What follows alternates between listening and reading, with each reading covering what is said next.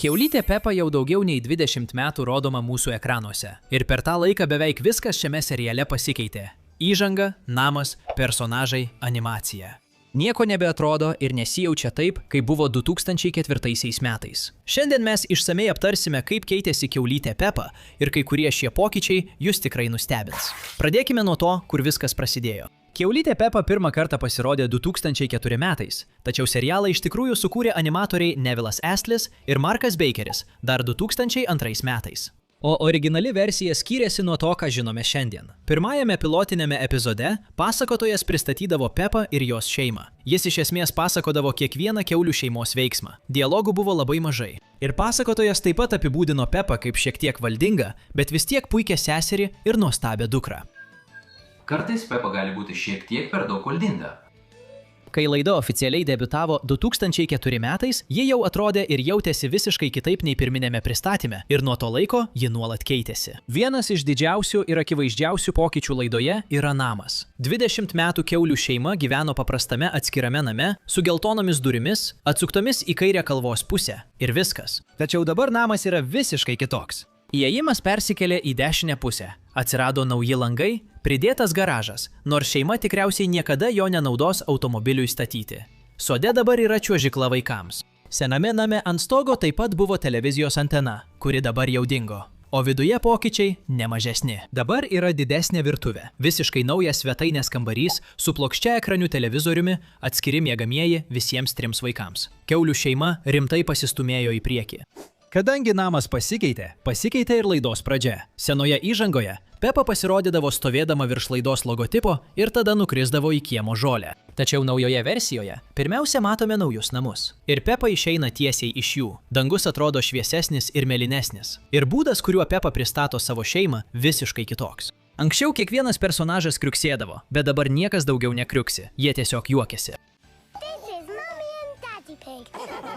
Anksčiau Džordžas pribėgdavo prie Pepos ir sustodavo priešais ją, bet dabar jis šoka ant jos ir nukrenta ant žemės.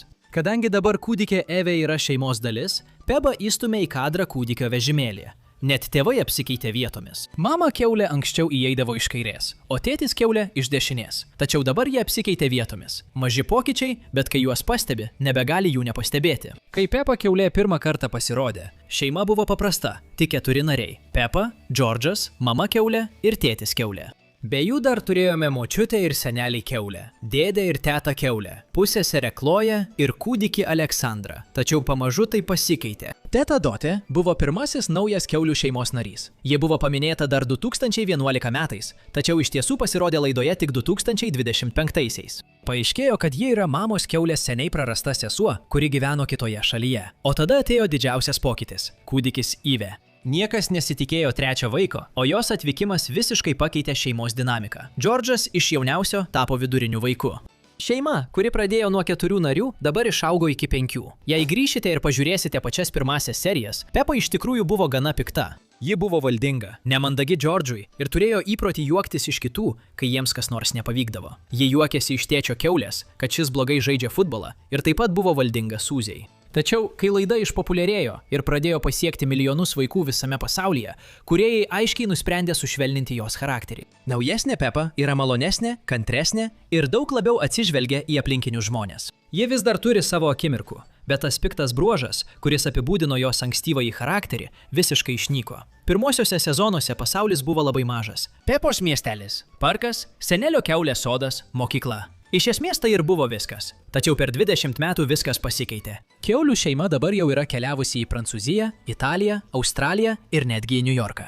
Kiekviena kelionė pristatė naujus personažus, naujas kultūras ir naujas istorijas, kurių ankstesni sezonai niekada nebūtų galėję papasakoti. O dabar štai pokytis, kurio beveik niekas nepastebėjo – dangus. Ankstyvuosiuose sezonuose dangus Pepos pasaulyje buvo paprastas. Diena šviesiai mėlynas su keliais debesimis, naktį tamsus su žvaigždėmis, o kartais, priklausomai nuo serijos, audringas ar snieguotas. Ir viskas. Tačiau naujesniuose sezonuose dangus visiškai pasikeitė. Dabar saulėtekio ir saulėlydžio metu gali matyti oranžinius ir violetinius atspalvius. Serijoje, kurioje tėtis kiaulė gamina sūrio padažą, pasirodo dangaus spalva, kurios anksčiau laidoje niekada nebuvo. Tai nedidelė detalė, bet ji parodo, kiek daugiau rūpesčio ir dėmesio dabar skiriama kiekvienai serijai, palyginti su tuo, kas buvo prieš 20 metų. Ir pasikeitė ne tik dangus. Animacija taip pat labai pasikeitė. Pirmosiomis dienomis laida buvo paprasta ir plokščia ir tai buvo jos žavesio dalis. Tačiau dabar animatoriai daro tai, kas būtų buvę neįmanoma pirmuosiuose sezonuose. Spalvos yra ryškesnės, o animacijos detalesnės. Puikus pavyzdys yra blynų dienos serija, kurioje panelė Triušienė gamina maistą prabangiame restorane. Matome, kaip ji daužo kiaušinius, dideliu greičiu pjausto ingredientus ir žongliruoja blynais ore. Tokia sklandi detali animacija ankstyvuosiuose Peppa Pig sezonuose paprasčiausiai neegzistavo. Šią laidą visada buvo smagu žiūrėti, tačiau vizualiai ji dabar yra visiškai kitoje lygoje, palyginti su tuo, kaip atrodė pradžioje. Pakalbėkime apie technologijas, nes Pepos pasaulis rimtai pasivijo tikrąjį pasaulį. Ankstyvuosiuose sezonuose kiaulių šeima turėjo seną, gremėzdišką televizorių, kuris atrodė taip lyg priklausytų muziejui. Jų kompiuteris buvo lygiai toks pat pasenęs. Tačiau dabar svetainėje stovi didelis modernus plokščiaekranis televizorius. Mamytės kiaulės kabinete aukštos klasės kompiuterio įranga. Peppa fotografuoja išmaniuoju telefonu, o tėtis kiaulė netgi įrengė namuose kamerą su monitoriumi. Vaikams skirtai laidai labai svarbu, kad ji žengtų koja kojon su šiuolaikinėmis technologijomis. Ir tai taps dar aktualesniu, kai laida tęsis toliau. Dabar pakalbėkime apie automobilį. Laidos pradžioje tėtis kiaulė vairavo raudoną kabrioletą. Paprasta, klasika, jokių priekaištų. Bet vieną dieną jis grįžo namo su visiškai nauju mėlynu elektriniu automobiliu. Ir šis automobilis turėjo vardą – Rodžeris. Rodžeris galėjo kalbėti, jis galėjo važiuoti pats. Ir kartą jis vos negavo baudos už parkavimą, nes policija nebuvo tikra, ar savarankiškai važiuojantis automobilis iš tikrųjų yra legalus. Tačiau galiausiai tėtis kiaulė sugrįžo prie senojo raudono automobilio. Tačiau dabar vėl įvyko pokytis. Serijoje bandomasis važiavimas. Tėtis kiaulė nusiperka dar vieną naują elektrinį automobilį. Šį kartą su stogu ir be galimybės kalbėti. O priežastis, kodėl jis atsinaujino, iš tikrųjų yra labai graži. Jis jį nusipirko todėl, kad šeimai reikėjo daugiau vietos ir geresnio saugumo, kai atvyks kūdikis Ivy. Ir tai mus atveda prie Ivy, vieno didžiausių pokyčių, kokius tik yra padaręs šis serialas. Niekas nesitikėjo, kad kiaulių šeimoje atsiras trečias vaikas ir jos atėjimas iš tikrųjų pakeitė serialo kryptį. Tačiau įdomiausia apie Ivy yra ne tik tai, kad ji egzistuoja, bet ir mažas, širdelės formos žymė ant jos skruosto. Nes per 20 metų Peppa Pig istorijoje ne vienas personažas neturėjo tokios žymės. Visi kiti paršeliai seriale atrodo vienodai. Tai kodėl Ivy turi širdelę ant veido? Ar tai tiesiog mielas dizaino pasirinkimas, ar už to slypi kažkas daugiau? Ir Džordžas taip pat labai pasikeitė. Didžiąją dalį serialo istorijos Džordžo žodynas iš esmės susidėjo iš vieno žodžio – dinozauras. Tačiau naujesnėse serijose Džordžas kalba pilnais sakiniais. Vienoje naujausioje serijoje, kur Peppa ir Džordžas eina pirkti ledų, Džordžas taria normalius žodžius. Vaikas, kuris anksčiau tik verkdavo ir sakydavo dinozauras, dabar padarė didžiulį šuolį.